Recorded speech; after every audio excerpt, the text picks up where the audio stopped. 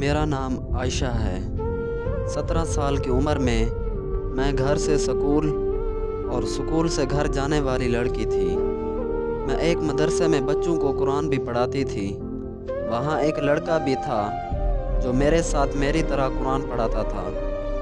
हम दोनों रोज़ एक दूसरे को देखते थे और आहिस्ता आहिस्ता कब प्यार होता गया कुछ पता नहीं।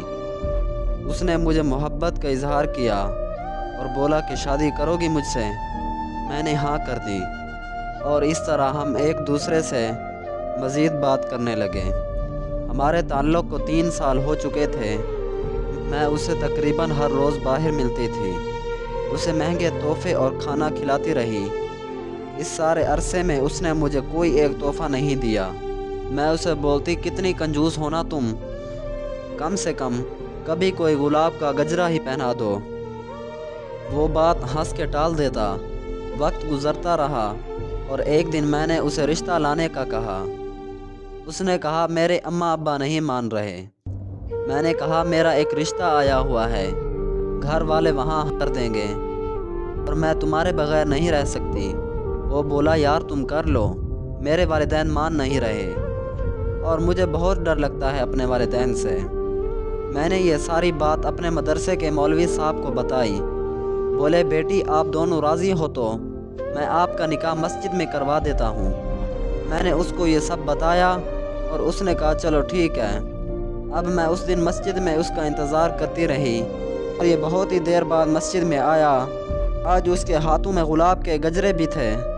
मैं बहुत खुश हुई कि आज वो निकाह की तैयारी से आया है, लेकिन मुझे नहीं पता था वो आज आखिरी मुलाकात के लिए आया है।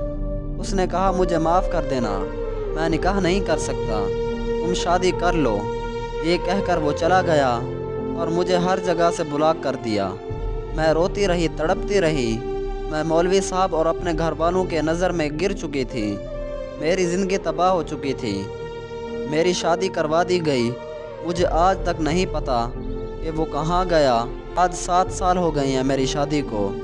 एक बेटी है, लेकिन मैं अपने शौहर को कभी वो हक़ नहीं दे सकी और ना उसे मोहब्बत कर सकी। सिर्फ उस इंसान की वजह से 2 ज़िंदगियाँ बर्बाद हुई हैं। मैं उसे कभी माफ़ नहीं करूँगी। गंदे, बुज़दिल और घटिया होते हैं वो लड़के जो बड़े बड़े दावे तो कर लेते हैं, लेकिन जब पूरा करने की बारी आती है तो गीदड़ की तरह भाग जाते हैं।